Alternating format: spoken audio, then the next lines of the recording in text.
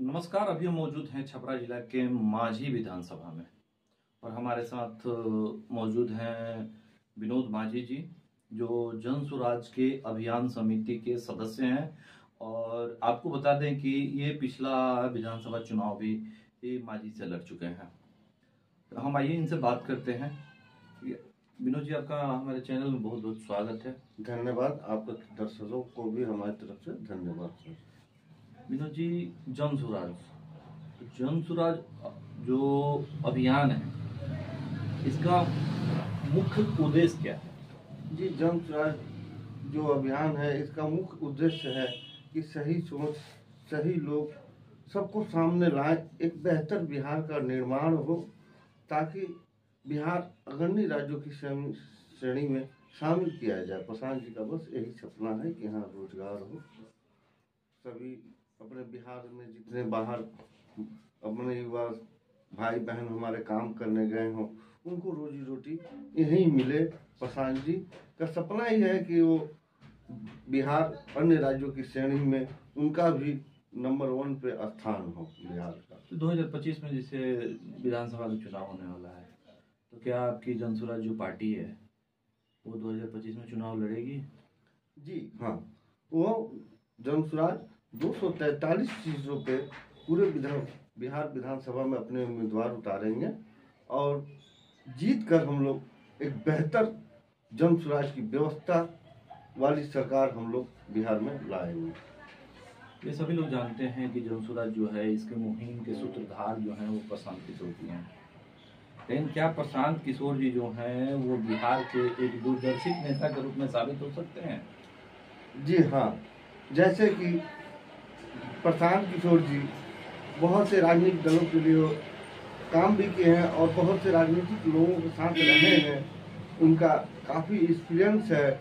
यहाँ पे बिहार में क्या लोग समझते हैं कि जो शर्ट के ऊपर गंजी पहन ले उसी को अपना नेता मानते हैं। प्रशांत जी पढ़े लिखे, विदेश में भी रह चुके हैं, कई राजनीतिक दलों के साथ काम किए, उन्हें काफ़ी अनुभव है, निश्चित एक दूरदर्शी नेता है वो। तो आप बोलेंगे अच्छे नेता हैं, अच्छे बहुत सारे लोगों के साथ में रह चुके हैं, तो क्या जन सुराज के जो माध्यम से जो राजनीतिक लोग हैं, क्या इस जन सुराज में जो हैं वो बिहार के अच्छे लोग शामिल हो सकते हैं? जी निश्चित, यहाँ अच्छे लोगों को आना भी जरूरी है, क्योंकि जब तक राजनीति में अच्छे लोग नहीं आएंगे तब तक राजनीति सही हो नहीं सकता।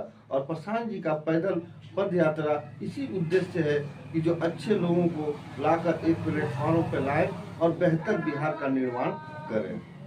तो जन सुराज का जो विजन है, जन सुराज का जो उद्देश्य है, तो क्या उसके माध्यम से अगले 10 सालों में देश के अग्रणी राज्यों में जो है वो क्या बिहार शामिल हो सकता है? जी निश्चित, यहाँ पे जितने भी दल हैं उन्होंने ना ही कोई रोजगार का यहाँ पे क्या साधन, पहले से भी जो रोजगार था उसको भी नहीं ये लोग दुरुस्त कर पाए। प्रशांत जी का पूरा ध्यान रोजगार, शिक्षा, सुरक्षा, स्वास्थ्य इन्हीं व्यवस्थाओं पे रहेगा और निश्चित हम लोग 10 वर्षों में बिहार को भारत के अग्रणी राज्यों में हम लोग शामिल कर पाएंगे। तो जन सुराज में क्या, जन सुराज में सभी वर्गों को संख्या के आधार पे जो है क्या उसमें हिस्सेदारी मिलेगी? जी हाँ निश्चित, जिसकी जितनी संख्या उतनी उसकी भागीदारी।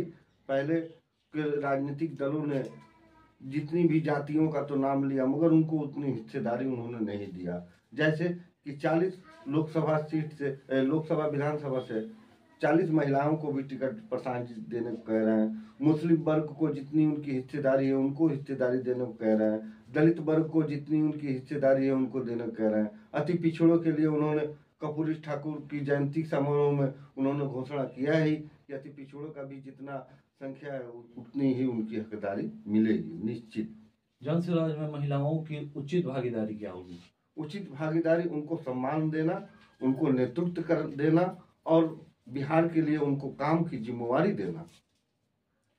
जन सुराज में बिहार के बाकी दलों से जन सुराज जो है वो अलग कैसे है? अलग इसलिए है कि जितने भी दल हैं हम लोगों के, केवल वो अपने परिवार को देखें, पार्टी को देखें, अपनी महत्वाकांक्षा देखें, बिहार वासियों के लिए कुछ नहीं किया। बिहार का जो भी विभाग देखा जाए कोई भी भ्रष्टाचार से छूटा नहीं है।